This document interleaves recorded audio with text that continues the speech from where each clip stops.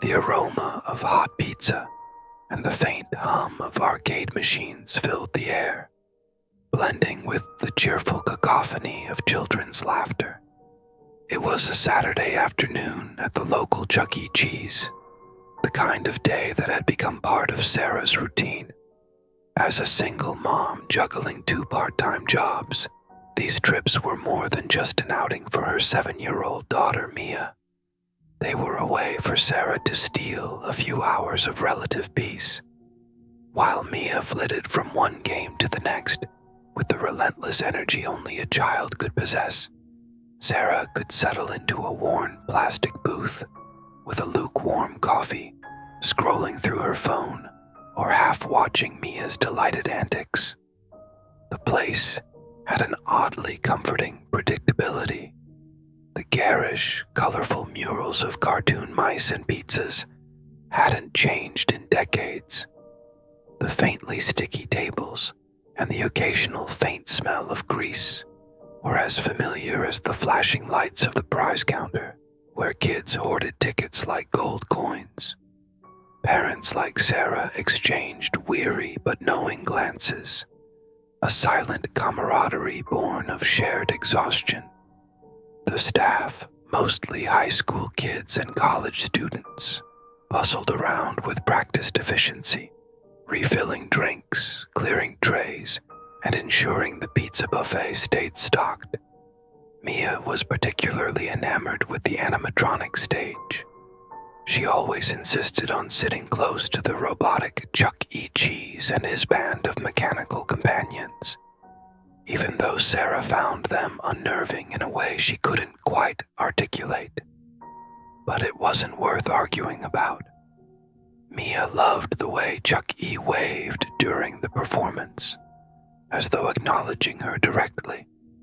Today, as Mia concentrated on a game involving plastic balls and flashing lights, Sarah felt a rare moment of stillness. She looked around at the other parents, some chatting in low voices, others stealing moments to catch up on work emails. It was ordinary, mundane even, but in a way, that was the appeal. Life had been full of chaos lately, late shifts, bills piling up, and a car that needed more repairs than she could afford. Chuck E. Cheese, for all its noise and fluorescent chaos, was a bubble of temporary normalcy.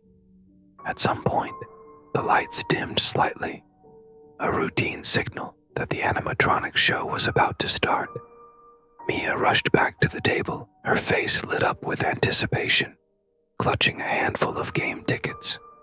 Sarah smiled, reaching for the pizza, her mind wandering to the errands she still needed to run. The music started, cheerful and upbeat, as the mechanical figures jerked to life. Chuck E. Cheese raised his arm in a stiff wave, and the children erupted into cheers. Sarah sipped her coffee, her gaze flicking between Mia and her phone. It was just another Saturday, one more chapter in the predictable, slightly chaotic story of their lives. And yet, somewhere in the corner of her mind, Sarah noticed something so small and fleeting she didn't give it much thought. The way Chucky's mechanical eyes lingered just a moment too long on their table. As the show continued, Sarah's thoughts began to drift again, the familiar rhythm of Chuck E. Cheese's voice echoing in the background. Mia was so absorbed in the mechanical band that Sarah felt almost disconnected from the scene, like a passive observer in a world of flashing lights and electronic tunes. She didn't mind. It was rare that she had moments to just be, without the constant hum of stress that followed her everywhere. It was then that she noticed the staff member, a lanky teenager with a name tag that read Eli, standing near the prize counter. He was staring toward the back of the room, his eyes fixed in an unsettling way. Sarah thought nothing of it at first, assuming he was simply tired or zoning out. But there was something in the way his posture stiffened when he turned to look at the stage. and then quickly glanced back over his shoulder. A subtle shift in the air, like a brief pause in the music. Sarah dismissed it, distracted by Mia's excitement as she began running up to the counter to claim her prize. One of those cheap plastic toys that never quite lived up to their promise. The line at the counter was short, but still long enough for Sarah to notice how quiet the place seemed. The usual background chatter had thinned, and the arcade noises had dimmed ever so slightly. She checked her watch. Hadn't it only been an hour since they'd arrived? It felt longer, somehow. The light above them flickered, casting brief shadows over the table. It wasn't enough to be alarming, but enough to make Sarah glance up at it. She wondered if it was the aging wiring or the building's ancient air conditioning system, both of which had always seemed a little temperamental. Still, the slight discomfort lingered, like a soft undercurrent she couldn't shake. Mia returned with her prize, a bright yellow bouncy ball, holding it out triumphantly. Sarah smiled, congratulating her as they made their way to the next game, but the strange sensation only grew stronger as they moved through the space. The light, the quiet, the stillness. It felt like something was just out of place, as though the world hadn't quite synced up with itself. It was only when Mia paused to tug Sarah's sleeve, her voice soft, almost uncertain, that Sarah realized she wasn't the only one who felt it. "Mom, did you see him?" Mia asked, her small face serious. "See who, honey?" "The man in the costume. He was looking at us." Sarah blinked, puzzled. "What man?" "The one with the big head. Like Chucky, but different." Her stomach tightened. She brushed it off with a smile, bending down to Mia's height. "You're just imagining things. There's no one in costume, sweetie. It's just the robots." But as she stood back up and glanced around the room again, she couldn't quite shake the uneasy feeling creeping along her spine. The lights, the hum of machinery, even the faces of the other parents seemed just a little too focused, their eyes lingering for just a moment too long. The show was winding down, and Chucky was starting his final robotic wave. But as Sarah's eyes flickered back to him, she noticed that the mechanical figure's smile didn't seem as wide as it had been before. It was almost too tight. Sarah tried to shake off the feeling that something was subtly amiss, but the atmosphere in the room had shifted. The music, once bright and inviting, now felt almost mechanical, each note dropping into place like a tick in a clock. The flashing lights from the arcade machines had taken on a sharper quality, more erratic, as if the room itself were breathing just a little too quickly. She forced herself to look away from Chuck E. Cheese, focusing instead on Mia, who was now engrossed in a different game. This time, a claw machine filled with stuffed animals. Sarah glanced at the clock. Only a few minutes had passed since she'd last checked, but the sensation of time warping felt almost palpable now. The sounds of children laughing, the clinking of coins, and the general hum of the space seemed oddly muffled, as though the room had become a vacuum. Sarah felt herself pressing her palms against the edge of the table, as if anchoring herself to the reality of the moment. But it didn't help. The air felt thicker, more suffocating, though no one else seemed to notice. The staff was still moving around, but their movements appeared more deliberate, like clockwork. Eli was still by the prize counter, staring at the far wall with the same unsettling intensity. Sarah caught his eye, and for a moment, he didn't look away. There was something cold in his gaze, something distant, as if he were seeing past her, through her. His hand twitched slightly, almost imperceptibly, as though he were about to reach out and touch something invisible. Sarah swallowed, shaking her head and turning back toward Mia.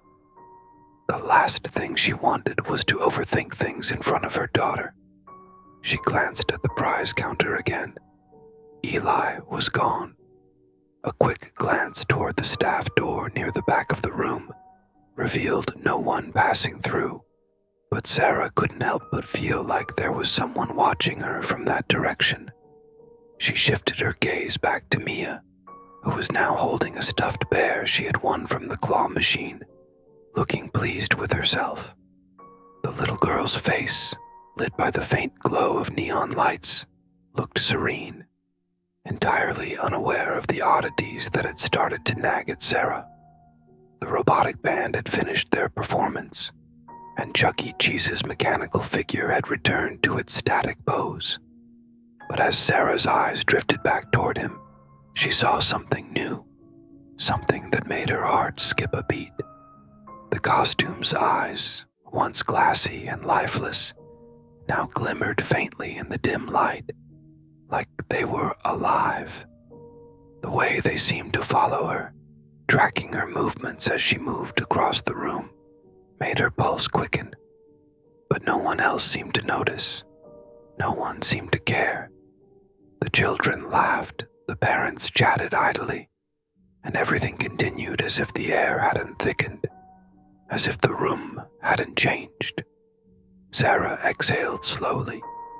It was all in her head. It had to be. Sarah's breath hitched as her eyes returned to Chuck E. Cheese, only to find the figure no longer in its usual static position.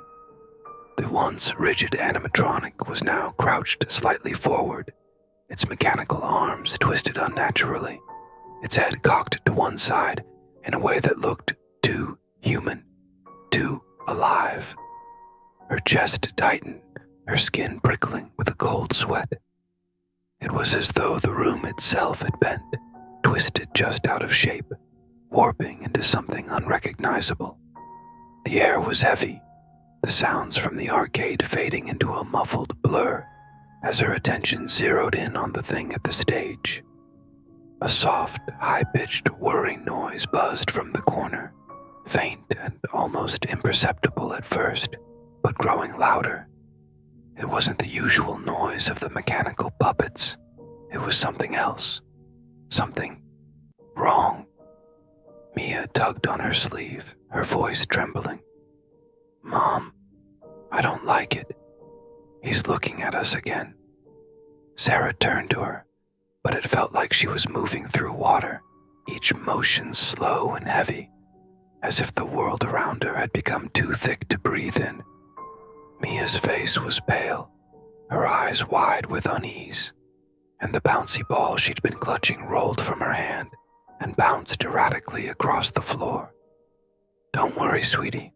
Let's go get some snacks, okay? You like the pizza, right?" Sarah tried to steady her voice, but it wavered. Mia didn't respond. She just stared at the stage, frozen. And then Sarah heard it. A soft, scraping sound, almost like claws dragging across the floor.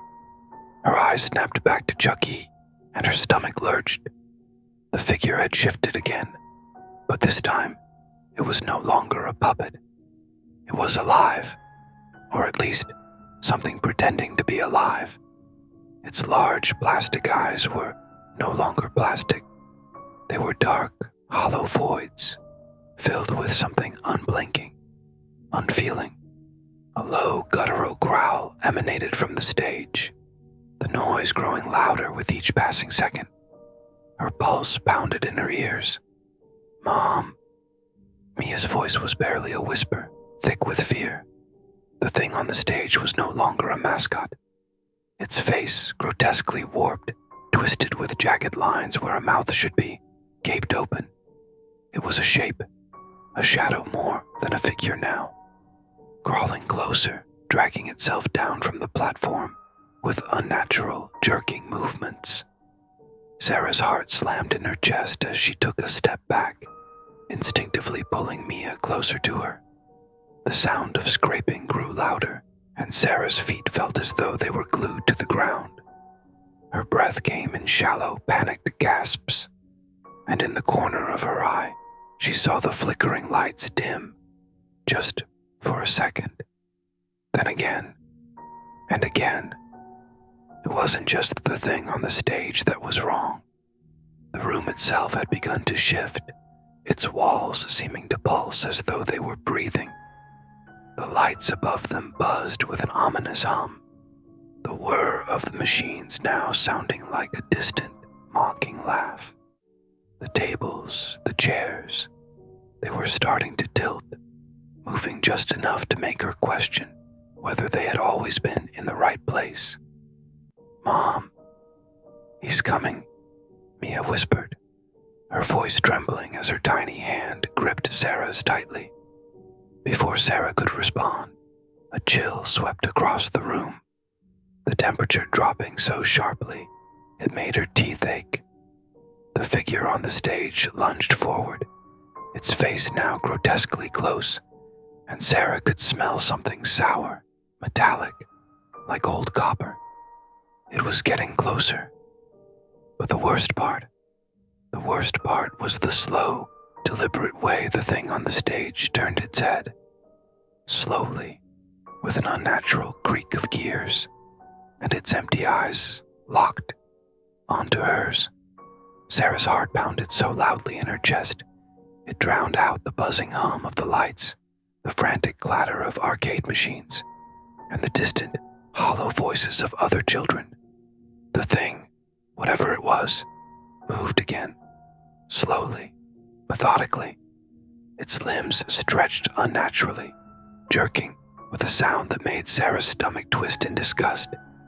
A dry, sickening scraping noise echoed as it shuffled closer, dragging itself like an insect that had been stripped of its wings. Mia was trembling beside her, clutching her hand so tightly that it almost hurt. Sarah squeezed her daughter's fingers in return, though she could hardly feel her own. Her entire body had gone numb, as though the air itself had turned to ice and wrapped itself around her, choking her every breath. She wanted to scream, to run, but her legs wouldn't move.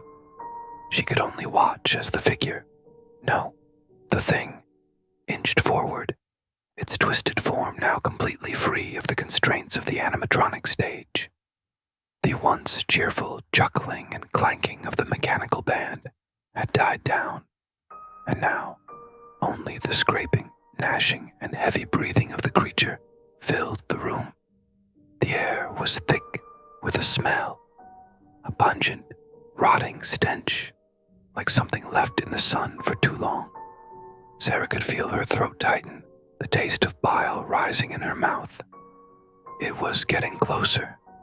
She turned her head, frantically scanning the room, but the others, the parents, the children, were still oblivious. The entire space felt like it had shifted, become somehow hollow, as if the walls themselves were distorting, pulling away from her. She looked back at Chucky. His empty eyes were still locked on hers, but now they seemed to burn with a cold, unnatural light. The black voids where his pupils should have been twitched, just slightly, as if they were watching her every movement. The creature lurched forward again, its jaw unnaturally wide, revealing rows of jagged, broken teeth, gleaming like shards of glass. It was so close now she could feel the shift in the air, the temperature dropping another few degrees. She could hear Mia's soft whimper beside her, but she couldn't tear her eyes away from the thing that had once been a beloved children's character. Her hand trembled, and in that moment, she felt the overwhelming weight of panic, of knowing there was nowhere to hide, nowhere to run. She had to act. "Mia," she whispered urgently, her voice barely audible over the thudding of her own heartbeat. "We have to get out of here. Now." But before she could take a step, the creature's head tilted, that sickening crack of metal and bone reverberating through the space. The thing's voice, hoarse, wet, and too low, came next, a sound that made her blood freeze. "You can't leave." The words were guttural, as if spoken through a mouth that shouldn't have been able to form them.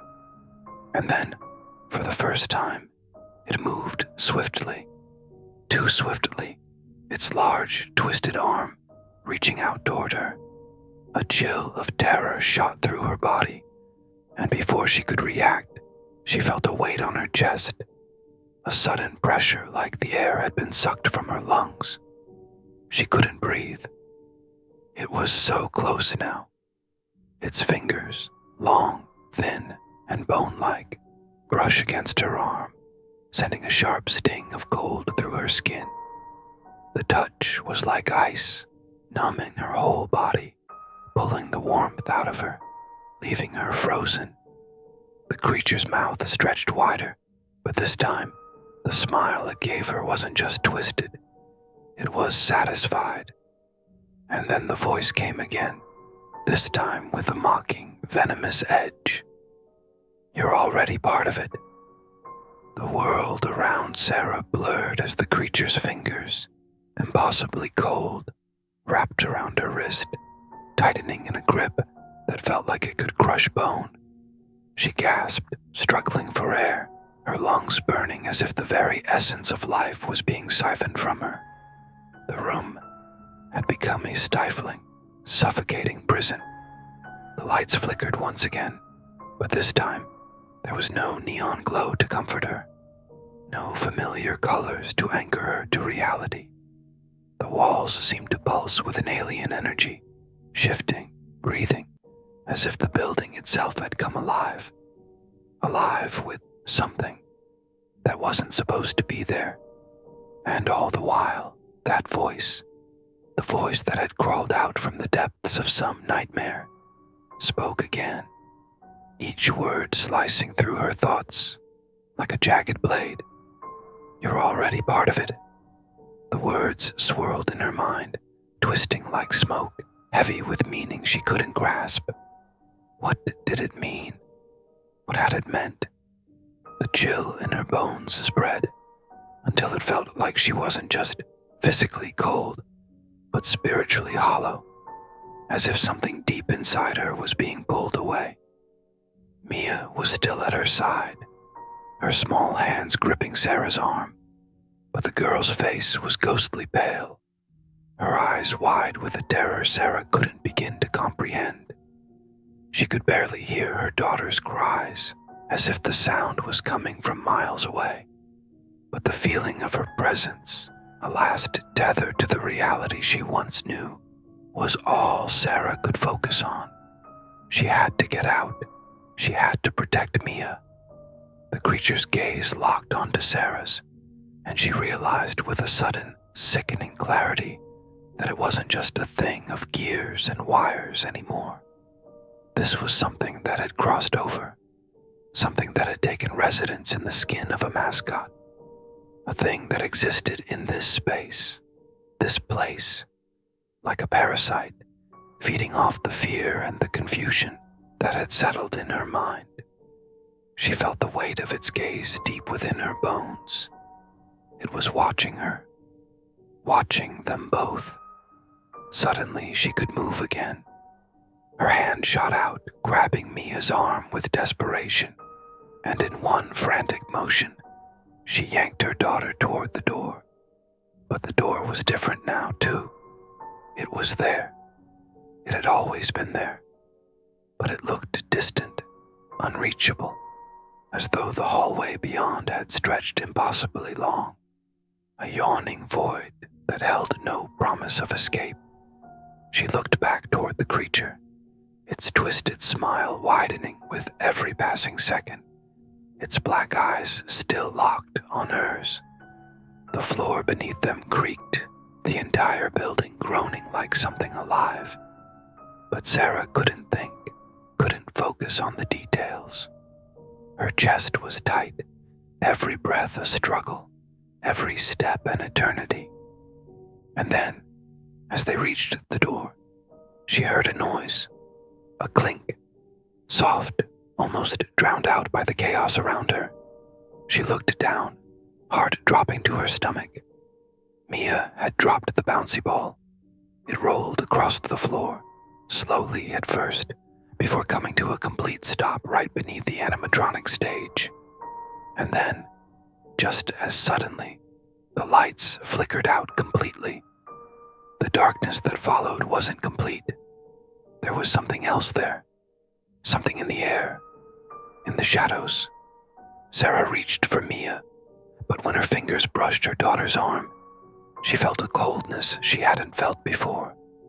When she spoke, her voice sounded strangely distant, like it wasn't even her own. "Mia." But Mia didn't answer.